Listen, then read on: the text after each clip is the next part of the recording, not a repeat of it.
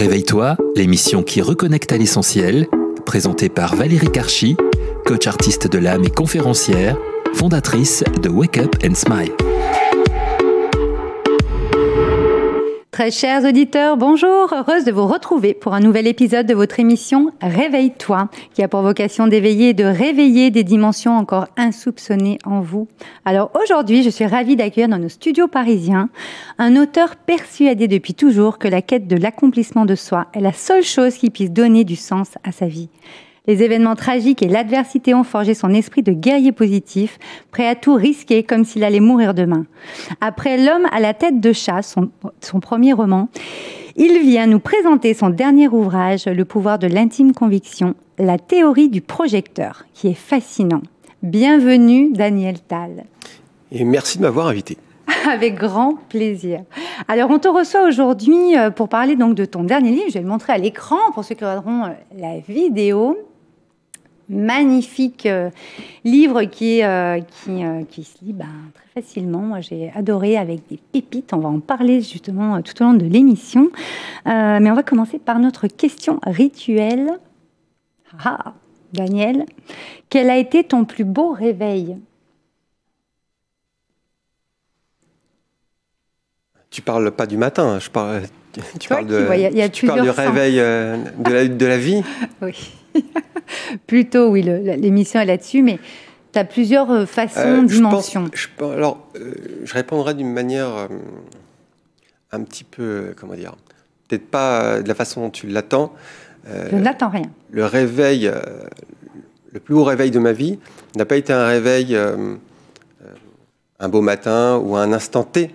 C'est un réveil qui a eu lieu pendant des années et sur lequel on peut se retourner a posteriori et on regarde le chemin de sa vie en arrière et on dit effectivement je me suis réveillé, je me suis éveillé et ça c'est le plus bel éveil qu'on puisse avoir. Et je dirais, pour être généraliste, que c'est la découverte de soi. Exactement. Voilà. Mais toi, tu vois, là tu l'ouvres sur de la généralité, effectivement c'est intéressant, mais le tien, à quel moment il y a eu tu vois, cette question, elle renvoie effectivement après à un cheminement, et on va en parler aujourd'hui, mais qu'est-ce qui, toi, a fait que c'était à ce moment-là ? Il n'y a pas de... Je suis désolé de te contrarier une fois de plus, mais il n'y a pas de moment précis, puisque moi, je considère que je suis un éternel apprenti, et qu'il y a eu des phases de ma vie où j'ai beaucoup progressé, et pour cause, ça a été le but de ma vie, toujours avancer, découvrir des choses, progresser. Et la découverte progressive de qui j'étais vraiment, et quelque chose de beaucoup plus grand que ce que je croyais, a été le plus bel éveil de ma vie. Parfait. Et il continue puisque... Ah ben ça n'est jamais fini, voilà. Effectivement. Donc c'est pour ça que c'est ça qui est intéressant, et c'est pour ça qu'on commence l'émission comme ça. C'est quand même le concept de l'émission, de voir à quel moment on va s'éveiller, se réveiller. Il y en a, c'est grâce à un événement en particulier. Donc, c'est souvent la réponse qu'on me fait, mais je n'attends pas de réponse, dans le sens où forcément, chacun a son chemin et nous cheminons toute notre vie. C'est ça qui est intéressant. Et justement, je vais faire le lien avec ton livre, parce qu'on sent justement cet éveil et ce réveil dans ton livre. On le sent... c'est pour ça que je t'ai invité d'ailleurs, on le sent quand même de façon très profonde, c'est ça qui est très beau. Et en fait, tu dis au début du livre que le thème de cet ouvrage, le pouvoir de l'intime conviction, la théorie du projecteur, c'est vraiment de passer du rêve à la réalité, de choisir son camp. C'est une décision en fait. Et puis tu parles de même à un moment donné apprendre à, je cite, à ignorer les personnes qui vous montrent du doigt et les laisser derrière vous, parce qu'en fait il y a quelque chose sûrement de plus grand que nous, qui nous appelle. Donc moi j'aimerais commencer par les secrets du guerrier. Tu dis au début du livre, j'ai bien aimé. Tu disais qu'il y avait des femmes et des hommes au destin extraordinaire. Ils ont souvent la même histoire, en fait. C'est ça qui est intéressant. Et qu'en fait, ils ont construit leur réussite par la pensée. Tu commences le livre comme ça. Et moi, je trouve que c'est fascinant, parce qu'effectivement, on crée comme ça, non ? Absolument. En fait, donc le livre est en fait la thèse que je défends depuis une trentaine d'années, puisque on va dire qu'une partie de l'éveil a commencé quand j'avais 16-17 ans. Et je me posais déjà beaucoup de questions sur l'existence, qui je suis, qu'est-ce que c'est que tout théâtre autour de moi, ce spectacle que l'on voit, quel rôle ai-je à y jouer, etc. Et un jour, donc, j'étais avec ma tante qui est bouddhiste, et une pensée tournait en rond dans ma tête depuis longtemps, et je lui dis ceci, je lui dis, écoute, voilà, quelque chose m'obsède, et je me dis tout le temps, si j'étais pas là, si je n'existais pas pour voir le monde n'existerait pas. Donc si je n'existais pas, il n'existerait pas. Et elle me dit, effectivement, tu as raison, ça revient à dire qu'il n'y a pas de monde sans observateur. Exactement. Donc ça, c'est l'axiome. Ah mais j'ai adoré, effectivement. On part là-dessus tout de suite, c'est ce que j'allais te parler juste après. Effectivement, on parle, il n'y a pas de monde sans observateur, c'est vrai. Ça, c'est l'essence de la pensée cartésienne. Hein. Il y a beaucoup de gens qui disent cartésien, etc., mais ils n'ont jamais lu Descartes, ils ne savent pas que Descartes n'était pas cartésien, Descartes croyait en Dieu. Il faisait la dissociation entre l'âme et le corps. J'ai toujours été très impressionné par Descartes. Et justement, il part d'une pensée la plus simple, qui lui semble complètement irréfutable, pour l'élever à toutes les complexités. C'est le cogito ergo sum, je pense donc je suis. Là, on est un peu dans la même posture, c'est-à-dire que toute ma vie, tout ce que j'écris, tous mes propos, il part d'une seule racine, d'un seul point, qui est « il n'y a pas de monde sans observateur ». Alors ça paraît tout simple à dire, mais de cela, on découle tout un tas de choses complètement fascinantes, hein, comme le fait que l'on crée notre réalité par la pensée, finalement. Exactement. C'est exactement ça. Donc c'est pour ça que je voulais commencer par ces petits passages-là que tu as mis au début du livre, parce que c'est ça qui est super intéressant. Et donc, un petit peu, on va balayer là pendant l'émission un petit peu les différentes étapes qui sont abordées dans le livre, que tu vas décrire très en profondeur dans le livre. C'est très très bien écrit. Voilà, donc bon, tu parles d'alignement, de ses envies, de se tromper pour apprendre, etc. Les montagnes de raison. Moi, j'ai lu pas mal de choses à ce niveau-là. Et ce que j'ai aimé, c'est qu'on sent que l'envie, c'est ce qui nous met en vie finalement, ce qui nous garde en vie, ces envies. Parce que tu es en vie, en fait, tu vas les créer, tu vas... Qu'est-ce que tu as à nous dire là-dessus? Parce que c'est vrai que l'alignement avec le moi, c'est là que tout commence finalement. Et oui, l'alignement avec le moi, c'est une quête qui peut durer des années, voire des vies. C'est-à-dire la quête de la recherche de soi, de l'alignement.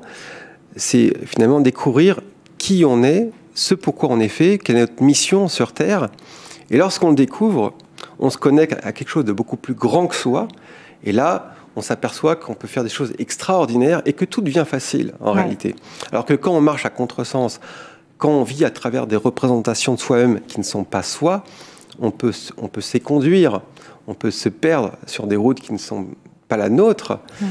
Et donc, trouver l'alignement avec soi-même, c'est se trouver soi. Et alors, il y a des gens qui vont dire, ok, c'est bien, mais dis-nous comment tu vas faire. Dis-nous comment tu fais pour te trouver toi. Et moi, j'ai qu'une seule chose à dire. En fait, les choses sont très simples. Pour moi, tout est toujours très, très simple. De toute façon, je ne fais pas de discours compliqués. La seule chose à faire pour trouver cette voie, c'est de faire ce qu'on a envie de faire dans la vie. J'ai un ami à moi, un très bon ami à moi, qui disait, mon grand-père disait toujours, dans la vie, il faut faire ce qu'on a envie de faire. C'est des paroles de vieux sages qui semblent toutes simples. Et les phrases les plus simples, et on y reviendra sûrement au cours de l'émission si tu le veux, bien sûr. Les concepts les plus simples cachent des vérités et des trésors absolument puissants, une puissance infinie. Cette simple phrase, dans la vie, il faut faire ce qu'on a envie de faire, ça semble simple à dire, mais en réalité, c'est pas simple du tout quand on regarde les gens. Ils font pas forcément ce qu'ils ont envie de faire. Souvent non. Parce qu'ils ont des croyances limitantes, parce qu'on leur a dit qu'ils étaient des bons à rien, parce qu'ils ont peur aussi, ils ont peur d'avancer, de faire des choix audacieux, etc. Ils font pas ce qu'ils ont envie de faire. Et c'est un gros problème dans la société aujourd'hui, c'est qu'il y a beaucoup de gens qui sont en perte de sens, qui sont frustrés, qui sont pas heureux. Alors ils rejettent la faute sur l'extérieur, sur le président de la République, etc. Mais en réalité, le problème il vient à l'intérieur. Tu fais quoi toi avec toi-même? Voilà. Donc tu parlais de l'envie. Voilà, l'envie. Moi, je parle souvent du cœur. Ça va ensemble. Le cœur, c'est un organe psychique dans la médecine chinoise. Le cœur, c'est celui qui est le cerveau des envies, qui dicte les envies. Et en réalité, il est le porte-parole de ce moi. S'il y a une entité au-dessus de nous, au-dessus de ce que l'on croit être, que l'on doit rejoindre, son porte-parole, c'est le cœur. Et c'est lui qu'on écoute et qui nous donne qui nous dicte la bonne voie. Alors parfois, il est recouvert de tellement de couches de choses toxiques qu'on ne l'écoute plus. Bah, c'est un baromètre, mais qui parfois est étouffé, effectivement, sous des couches. Oui, c'est clair. Ok. Donc là, effectivement, c'est vraiment ça qui donne du sens à notre vie, finalement. C'est ça que tu es en train de nous dire, c'est d'écouter son cœur.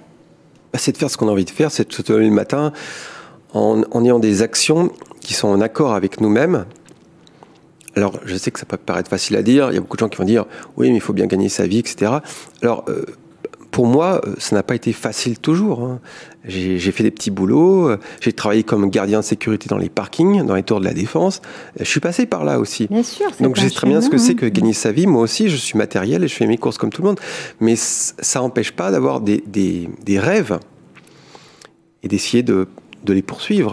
Tu parles de montagne de raison, oui. À un moment donné, là, quand justement tu parles de la recherche de ses envies, derrière tu parles de montagne de raison. C'est ça, finalement, que tu es en train de nous dire, la séquenciation de ça, c'est que on nous demande de revenir à la raison, mais finalement, est-ce que la raison est vraiment la réalité qu'il nous faut? Peut-être pas. Les montagnes de raison, ce sont ces gens que je n'aime pas et qui savent toujours pour toi ce qui est bon, ce qui est mieux de faire ou pas. Tu as un super projet, par exemple, moi je voulais être guitar héros quand j'avais 17 ans, génial. Mais quand j'en parlais à mes parents ou à des proches, etc., ils disaient non mais tu y arriveras jamais. Et puis de toute façon, regarde, t'es en terminale D, à l'époque c'était scientifique. Et tu vas gâcher ta vie. À moins d'être Jimi Hendrix ou d'être un génie, tu n'y arriveras jamais. Ouais, ils te mettent la barre en plus. Et donc, ça c'est la raison. La raison veut qu'effectivement, tu n'as pas de relation dans le show business. Donc tu n'es rien. Donc tu n'y arriveras pas. Oui, c'est vrai que... Donc en gros, tais-toi et va à la fac. Voilà. À un moment donné, les montagnes de raison... il faut savoir leur faire face. Alors moi j'ai dépassé ce stade depuis longtemps parce que maintenant il n'y a plus personne qui me donne des conseils parce qu'ils me connaissent. Hein. Mais quand j'étais jeune, c'est vrai. Mais tu as dû y passer, quoi qu'il en soit. Tu as dû enlever ces couches de raison là, qu'on nous met, qui s'empilent finalement. Oui, ils sont très durs à vaincre. Bah oui. Parce que face à quelqu'un qui te remet dans le bon chemin, dans le droit chemin... Oui, ou qui t'a élevé, donc qui est quand même une entité des fois qui va quand même être... ouais, je vois ce que tu veux dire. Référente. Ah oui, donc aller à l'encontre, c'est toujours un petit pipi. Bon, c'est l'éducation. Puis ça peut continuer toute ta vie. Hein. Tu peux avoir des amis qui vont dire non mais t'es fou, ce projet va jamais marcher, mais c'est beaucoup trop risqué. Ben, moi je parle souvent, j'accompagne les porteurs de projets, les entrepreneurs, etc. Donc à mettre dans la matière pour le coup, et ça part d'une idée. Moi je leur dis souvent ne parlez pas de votre idée tout de suite. Parce que en fait, on va vous la casser en deux d'entrée de jeu, mais sans le vouloir. Hein. Les gens sont quand même bienveillants. À la base, c'est pas ce qu'ils veulent, mais vu que eux n'y croient pas pour eux, vu qu'ils se reportent sur eux-mêmes, ils se disent que la personne, c'est quand même compliqué qu'elle y arrive. Et puis si elle y arrive, eux, ils n'y seraient pas arrivés, donc quand même, je vais la prévenir. Mais en fait, ils essoufflent la flamme. En fait, ils soufflent dessus et ils l'éteignent sans faire exprès. C'est ça, les montagnes de raison, un peu? Sans faire exprès. Sans faire exprès avec leur croyance. Je dirais qu'il y a beaucoup de gens, et je pense que c'est peut-être arrivé à tout un chacun, d'être à un moment donné arrivé à la croisée des chemins et à avoir fait un choix, mais pas forcément le bon. C'est-à-dire, il n'y a pas de bon et mauvais choix, mais disons que le choix le plus confortable, l'autoroute de la sécurité, et arrivé à un certain âge, si il y avait... un type comme moi ou quelqu'un comme toi qui arrivait à leur démontrer le contraire, et qu'effectivement il aurait mieux fallu choisir le chemin de l'audace et du courage voilà. et de risquer tout, peut-être qu'ils prendraient une claque très violente, ça leur donnerait une image d'eux-mêmes de rater peut-être d'avoir échoué et ça les ferait souffrir. Donc ils préfèrent que tu leur ressembles, que tu marches sur la même voie qu'eux, comme ça les rassure. Voilà. Non, mais c'est vrai. Et puis après, tu parles aussi de se tromper pour apprendre. Et là, tu viens de nous parler de ça. Hein, c'est que moi, j'estime qu'on ne rate rien. Finalement, la vie est expérience. On fait d'expérience, on vient s'aventurer dans ces incarnations, etc. Donc, à un moment donné, l'audace est quand même de mise. basculer dans cette zone de risque, hein, justement, les bascules, les transformations intérieures, c'est ce dont on parle dans l'émission, ce qu'on va parler par rapport à ton livre. Hein, tu en parles très, très bien dans le livre. Nous, c'est très français de dire qu'en fait, qu'il y a des échecs. En fait, les échecs ne sont pas des échecs. Il n'y a jamais d'échecs, finalement. Napoléon Hill disait que derrière chaque échec se cache une grande réussite. Ah oui. Oui, mais et nous qui avons cheminé, c'est ancré en nous maintenant, mais nos auditeurs, nos très chers auditeurs qui nous écoutent, il y en a qui se posent beaucoup de questions, qui sont beaucoup dans le doute, dans les craintes de faire ce pas, de rentrer dans cette zone de risque dont tu parlais tout à l'heure, etc. Je pense qu'il faut réellement, ce que tu dis, se tromper pour apprendre, ouais, effectivement, parce qu'en fait, c'est le chemin, finalement, c'est ça, non ? Ah oui, c'est ça, en fait, le chemin vers la découverte de soi n'est pas une ligne droite. Hein. C'est une courbe avec des points comme ça, avec différents segments de droite, où on arrive à un point, et là, on se dit, bah non, c'est pas vraiment ça, exactement ça que je voulais faire, ou alors je me suis planté. Mais l'échec, il n'est pas fait pour nous faire souffrir, il est fait pour nous réaligner. On est bien d'accord. Donc l'alignement avec le moi dont on parlait tout à l'heure. Exactement. On est bien d'accord. Ok, donc de là, c'est vrai qu'on arrive quand même vers ces points de bascule, etc. Tu nous parles de la transformation intérieure dans le livre. Et puis, avec différentes valeurs, etc. Vous découvrirez ça dans le livre, on ne va pas tout dévoiler non plus. Mais tu nous parles de l'hydre de la peur. Moi, je me suis on va un petit peu parler de ça maintenant. C'est que l'hydre de la peur, en fait, c'est ces menaces. Tu expliques que menaces, c'est des tensions. Et en fait, plus la menace est forte, en fait, plus en fait, il y a un haut potentiel derrière, tu dis dans le livre. Moi, je suis très d'accord avec toi-même. Et donc, tu parles d'acceptation à ce moment-là, etc. Donc, tu peux nous en dire plus sur ce point-là ? Selon la théorie du projecteur, si on reprend l'axiome de base, il n'y a pas de monde extérieur sans monde intérieur. Tout ce qui se passe à l'extérieur vient de l'intérieur. Donc, la peur n'existe pas en réalité.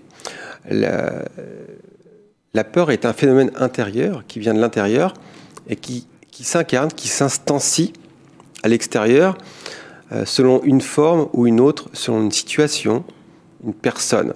Par exemple, je reçois une lettre de l'URSSAF qui me réclame 30 000 € dans la boîte aux lettres. Tout d'un coup, j'ai une maladie, j'ai peur de mourir, etc. Tout ça ne sont que des situations qui ne font qu'incarner un état psychique intérieur. Voilà. Hein, la bête, c'est pour ça que j'appelle l'hydre, c'est qu'elle a plusieurs têtes. Vaincre la bête, tu dis. Oui.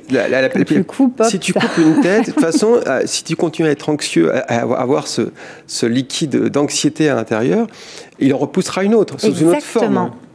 Tu peux supprimer une forme, c'est comme les arbres, les feuilles repoussent toujours. Bah oui, t'as beau couper, ça repousse, effectivement. C'est infini. Donc c'est sûr que c'est à l'intérieur qu'il va falloir opérer une transformation. Hein, la transformation intérieure dont tu parles, c'est ça, c'est qu'à l'intérieur, il y a des choses à aller bouger. Et là, tu nous parles de l'ultime vérité. Alors, je voulais juste, oui, bien sûr, vas-y. Si ça ne te dérange pas, juste par rapport à la peur, et terminer par que tu as parlé de potentiel. Tout à l'heure, je t'ai entendu employer ce mot-là. C'était intéressant. J'ai vraiment pris un morceau du livre, là. Tu dis, plus la menace est forte, plus elle a un haut potentiel. Et tu nous fais un comparatif avec l'acceptation. Avec l'électricité, en fait, avec le potentiel électrique. Alors voilà, ça, je te laisse en parler. En fait, voilà, la différence de potentiel, elle vient de la différence de potentiel entre la menace que la peur nous tend et le potentiel que l'on a à l'accepter. C'est-à-dire que plus je me rends capable d'accepter la menace que me tend cette peur, plus elle s'annihile, puisque la différence de tension diminue. C'est comme l'électricité. Alors, explique-nous l'électricité. Tout le monde n'est pas... on a un circuit électrique, on a un point A, un point B. Parce que tu l'as bien expliqué dans les mois, je ne suis pas calée là-dessus. Non, moi non plus, je ne suis pas un physicien, mais oui, bon, mais c'était un bon exemple. Truc de base, tu as un circuit électrique, tu as un point A, un point B, et on mesure la tension entre le point A et le point B. Et en fait, la tension, elle vient de la différence de potentiel électrique entre le point A et le point B. Autrement dit, s'il y a plus d'électrons au point A qu'au point B, ça va générer un mouvement d'électrons vers l'endroit où le potentiel est moins fort. Okay. Voilà. Donc, c'est exactement la même chose pour la peur. C'est-à-dire qu'il y a le potentiel que tu as à accepter, il y a le potentiel de menace en face. Donc si les deux potentiels sont égaux, la tension s'annule. Donc la peur disparaît immédiatement. Voilà. C'est absolument radical. Logique. Je l'ai expérimenté, je peux te dire, sur de bon nombre de sujets, et dont moi-même. Je peux te donner un exemple facile. Admettons par exemple que ton compagnon sorte à une soirée, et puis tout d'un coup, le temps passe, voilà, il est 2h, 3h du matin, tu n'as aucun message, pas de nouvelles, et tu commences un petit peu à flipper, parce que tu te dis, mais qu'est-ce qui... Alors, et tu sens la peur qui monte à ce moment-là. Donc à ce moment-là, première étape, on va faire une traduction de cette peur, et dire, ok, de quoi j'ai peur en réalité ? On ne peut pas guérir d'un mal si on ne l'a pas identifié. Voilà, c'est ça que j'ai aimé dans le livre, c'est que tu analyses, tu vas vraiment en profondeur sur l'analyse. Donc vas-y. Alors là, c'est tout simple. De quoi j'ai peur en réalité ? Voilà. Donc qu'il me quitte ou qu'il me trompe. Au bout du bout, oui. Au bout du bout.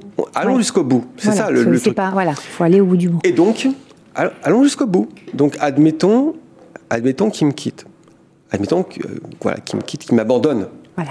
Parce que la peur de l'abandon, c'est une chose qui est présente chez beaucoup de personnes. Oui. Admettons qu'il m'abandonne, suis-je capable de l'accepter ?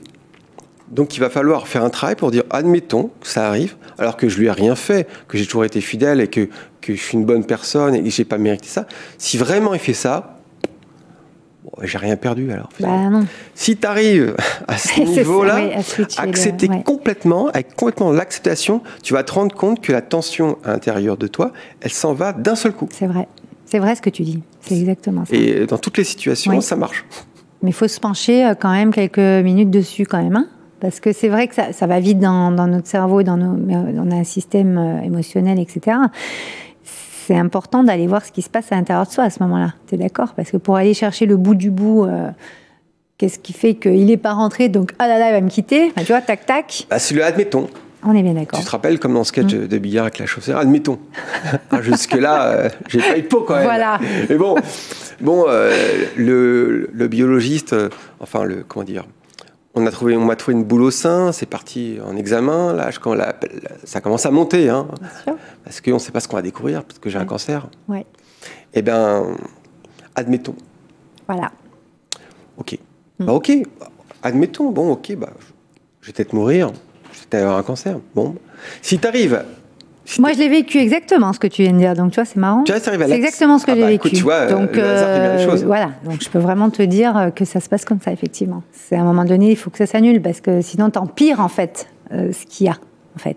Donc, en fait, quand au moment où on te dit, on fait une biopsie, on ne sait pas si c'est cancéreux ou pas, c'est sûr que moi, à un moment donné, tu vas te dire, de toute façon, on ne va pas se dire que ça l'est. On va se dire, on va voir, admettons que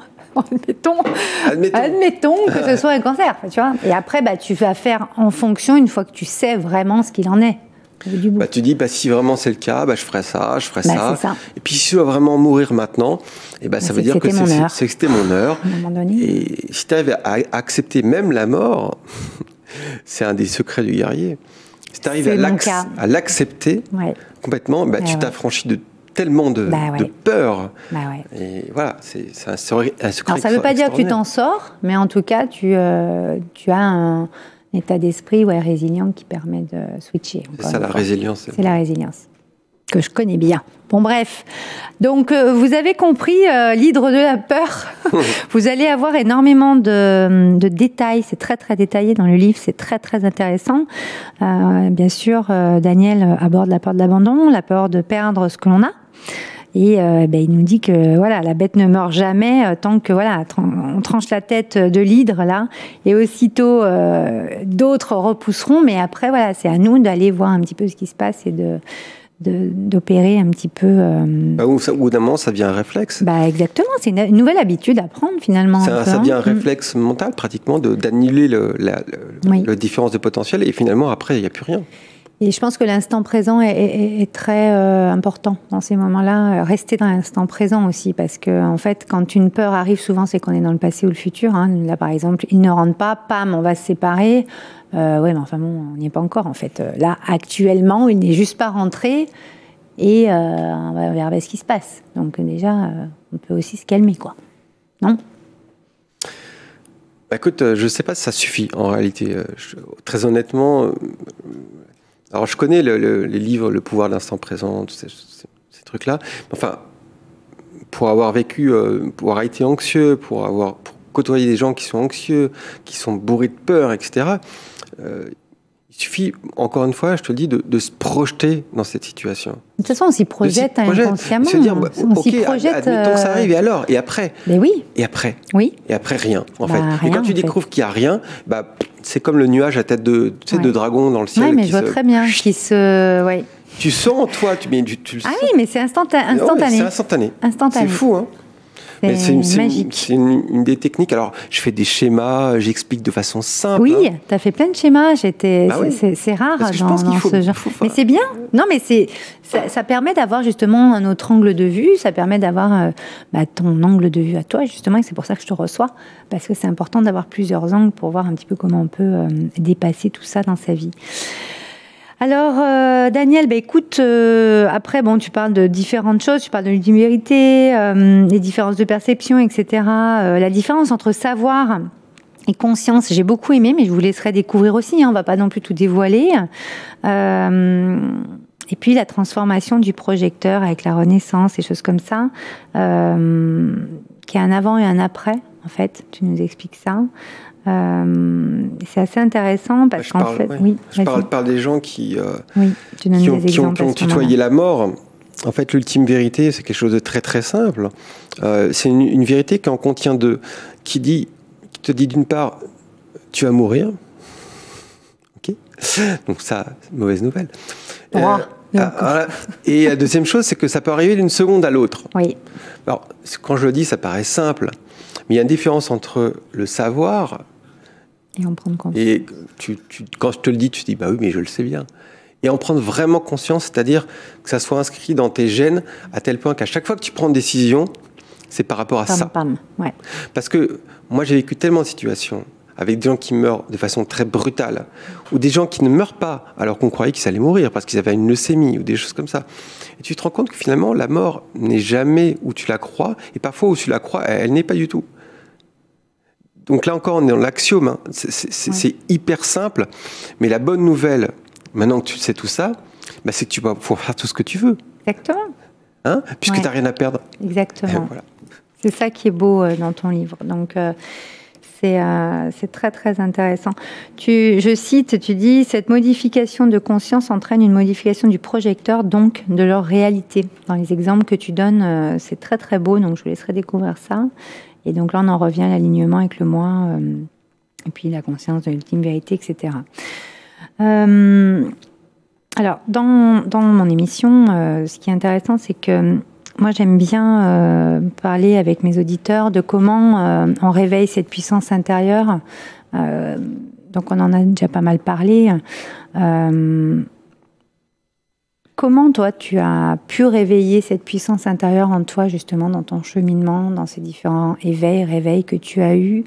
C'était quoi comme ressenti? Souvent, c'est impalpable, c'est très compliqué à expliquer, mais bon, j'aime bien quand même demander pour montrer aux gens que chacun a son ressenti et qu'il est puissant, finalement. C'est notre puissance intérieure. C'est-à-dire qu'à un moment donné, il arrive un jour où il peut arriver à un moment donné où tu es tellement en alignement avec toi-même que tu sais que tout ce que tu fais va réussir. Être en alignement avec soi-même, mais c'est être aussi en alignement avec l'univers. Oui. Par exemple, quand je parle de cultiver les vertus, par exemple, il y a le don, la générosité, l'honnêteté. Quand tu agis dans cet axe-là, tu sais au fond de toi que c'est le bon axe. Tu sais que tu es en alignement avec l'univers. L'univers ne veut pas qu'on fasse de l'élevage intensif, qu'on tue des animaux comme dans comme dans l'abattoir de Sobéval où on tue 700 veaux à l'heure, etc. L'univers ne veut pas ça. Par contre, si tes actions vont dans son sens à lui, il veut quoi? Il veut qu'on respecte la nature, qu'on respecte les animaux, que les gens ils s'aiment les uns les autres. Alors, on peut revenir à la Bible, aux fondamentaux.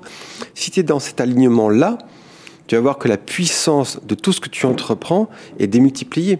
C'est ça. C'est exactement. Et l'univers met en place des situations de façon miraculeuse, des gens qui apparaissent pour obtenir ce que l'on souhaite, parce qu'on est dans l'alignement de cette chose-là. l'alignement de soi, mais d'un soi beaucoup plus grand. En fait. Oui, parce que on est l'univers quand même, on est dedans, donc forcément, il y a tout qui se... Oui, très intéressant. Donc écoute, là, on parle un petit peu de cette puissance intérieure, etc. Bon, tu nous parles du mental du guerrier, j'ai beaucoup aimé, donc bon, on va devoir... on en reparlera, vous verrez un petit peu dans le livre, mais finalement, moi j'ai envie de te demander, l'intime conviction, tu dis que c'est un état de conscience tout particulier, tu donnes la définition des miracles. Moi j'ai envie de dire, ça pourrait être le mot de la fin. C'est quoi un miracle?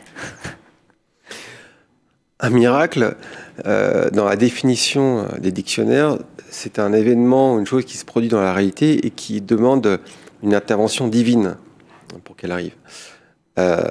Si on part du principe que Dieu c'est soi-même, c'est-à-dire qu'on est le Dieu créateur de son monde, ça ne demande que l'intervention du soi. C'est ça. En réalité. Alors les miracles, c'est pas, je vais pas marcher sur l'eau ou je vais pas soulever une voiture devant toi, etc. C'est pas ça. En fait, le miracle, il a besoin d'une porteuse, que j'appelle une porteuse matérielle, comme le son a besoin d'une porteuse. Comme un signal électrique. Hein, le son, c'est pas de la magie, ça vient d'une modulation de fréquence d'un signal électrique. Et les miracles dans la réalité, c'est la même chose. Ils arrivent. Tu rencontres une personne, tout d'un coup, qui est arrivée par une autre personne, ou tout d'un coup, ta voiture tombe en panne et quelqu'un vient te dépanner, mais justement, il se trouve que cette personne-là, elle connaît justement telle personne qui va te permettre... Et il se produit une série d'événements qui sont tout à fait rationnels. C'est-à-dire que n'importe quel sceptique pourrait dire « Oui, mais tu as reçu un chèque de 2 000 €, mais c'est normal, les impôts te faisaient de l'argent, etc. » Mais oui, il y a toujours, pour le sceptique, il y a toujours une explication rationnelle. Et quand il n'y en a pas, il dit que c'est la chance. C'est ça. Voilà.